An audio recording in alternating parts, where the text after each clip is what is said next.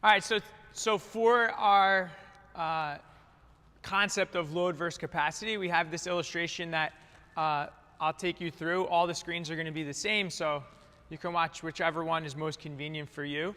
As you're looking at your screen, you can see a very simple mathematical axis here. So on your left, you have load, all right? And there's two thresholds that are starting on your load versus capacity graph here. You have your baseline capacity, and then you're going to have your daily capacity, which we'll explain as we go.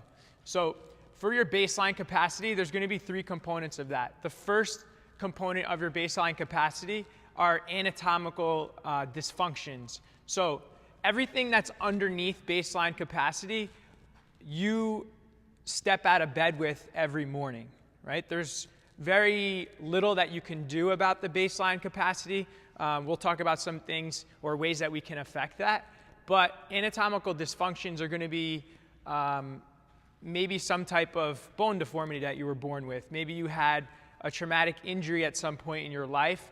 If you broke an ankle and you have a plate in there, that's an anatomical dysfunction that you now carry with you through the rest of your life. And same thing goes for any other joint. So this particular box or piece of your baseline load is going to be very hard to change, especially within our scope of Motives, the gym. All right? The second one that you'll see pop up on the screen, that's going to be the one that we're going to attack the most, or we can affect the most outside of the gym. All right? So that's your stress, your diet, and your sleep. Those are really, really big variables outside of these walls. You can come here every day, but if this box isn't taken care of properly, it doesn't matter how often you come here or how hard you work when you do come here, right? So stress, as this whole talk is pretty much about stress, so we'll dive deeper into that. But if you saw on our social media as well this week, we made a post that said stress is stress. And if you read through that, it was just basically explaining that everything in life is a stress. You go to work, stress. You come here to exercise, that's stress. You have to watch your kids all day, that's stressful. You have to, anything you do is stress, good or bad, all right?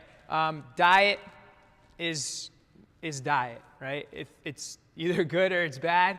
And you know, that's one thing that we encourage you guys to work really hard at. But the fuel that you're putting into your body is ultimately affecting your capacity and or your ability to recover from every stressor in your life. And then the last one is your sleep. Obviously, you hear the 8-hour rule. You know, society and culture and the gurus tell you you need 8 hours of sleep. You need the sleep that you need, right? Everyone has different needs in terms of the number of hours that they require for them to function properly. You know, me personally, I would say that there is a minimum, right? Whether you start to talk about 5 or 6 hours, but the maximum, when I say 8, is more of a general norm prescription in terms of sleep. Some people need 10, and they feel great on 10. If I got 10 hours of sleep, I would be a walking zombie, right? When I start to exceed 7 or 8, it's too much for me. I need to hover somewhere between like 6.5 and 7.5, and that's the sweet spot for me, right? So sleep is key. And then the last one is functional diagnoses. Now, we're going to talk a lot about things that can be affected in that box today within our scope. There are a lot of things in this box that are outside of our scope as it comes to personal trainers, gyms, coaches, anything that we can provide here through class and any other offering that we have. But this box also contains all of the things that can be controlled and manipulated by chiropractor, physical therapist, or any other doctor that can provide some type of care or fixing anything that's a diagnosis of whatever pain or problem that you're dealing with. So today, in terms of when we get into the movement screen, it's a very surface level screen of potential things that are presenting that may lead to functional diagnoses from a professional that is not us. But this box can be manipulated within our scope as well which we'll get into in a much deeper way throughout this. So that's our baseline capacity. All three of these, again, you put your feet on the ground. This, before you even start walking around your house, every single morning, these are what you're dealing with, your three baselines.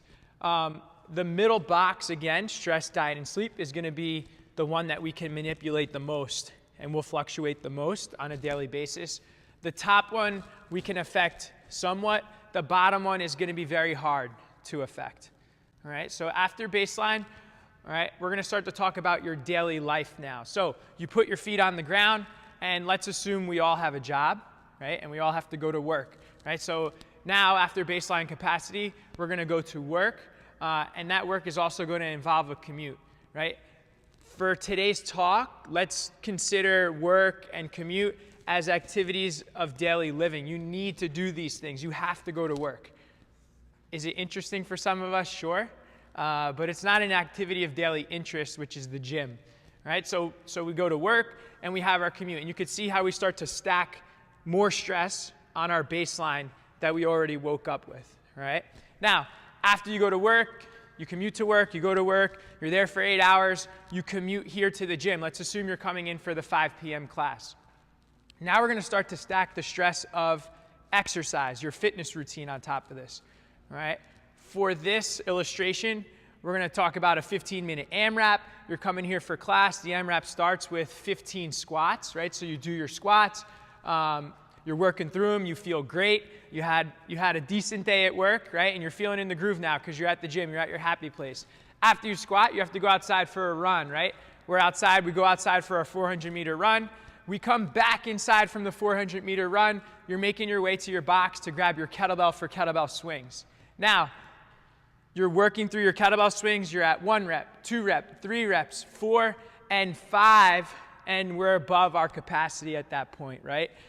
Now, initially, the initial thought from many people who don't go to the gym and or a medical professional who doesn't take all of these other factors into account will say that it was the kettlebell swings that injured you.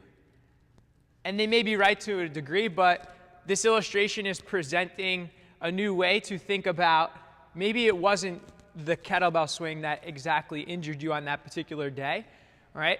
But maybe it was all the other stressors that led up to the kettlebell swings, and the kettlebell swings just put you over your daily capacity, which is that top line.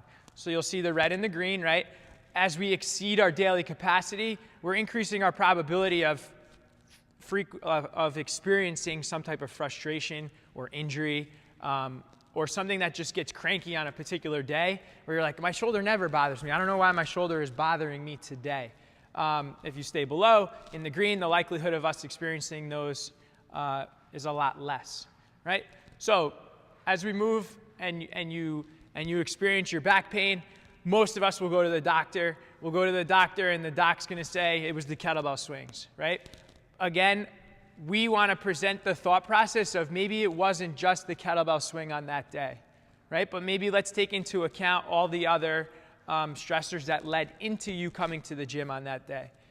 So let's take you, and we're going to copy and paste you in a new avatar of yourself, right? And we're going to come to the gym after experiencing a day in your life with not the same magnitude of stressor, right? So your anatomical dysfunction, that's not really going to change much, right? There's not a lot of room for development there. But stress, diet, and sleep, remember we talked about that being the one that could be affected the most. So let's assume that you're killing your diet, you're sleeping the best you could sleep, and you're managing your stress really well, and we're able to decrease that box by, 25, 30%. And you'll see that box is a little bit smaller now. All right?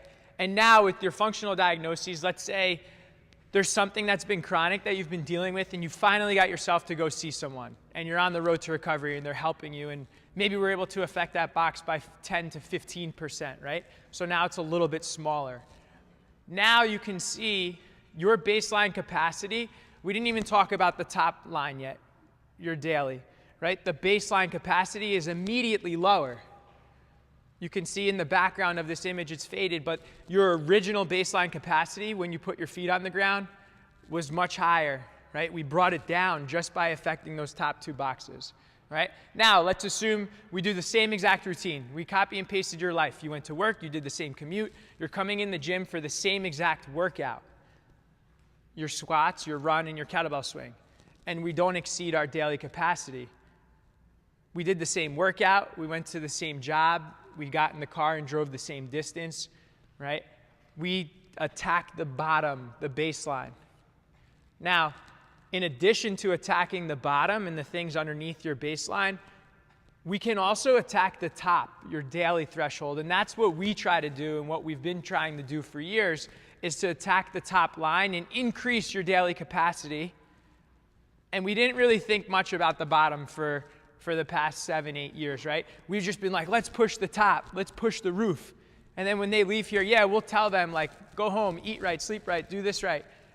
But we're increasing the top, so it's all right. We're gonna keep them safe because we're getting them fitter by just making them more aerobically fit or stronger or increasing their ability to do certain movements that they weren't previously able to do, right? So now we're just introducing a second way to increase your bandwidth per se on what you're able to handle on a daily basis as it relates to stress, all right? So we have 2 ways. The first way, again, is to attack stress, diet, and sleep and that functional diagnoses box so we can bring down our baseline and we'll expand it from the top by doing what we've always done, right? And that's improving your fitness in all of the components that we attack on a daily basis, right? So as your daily capacity or the top line goes up, right, your ability to perform fitness and to take on fitness, you'll immediately see that there's that new green area underneath the graph, right? So if you do both,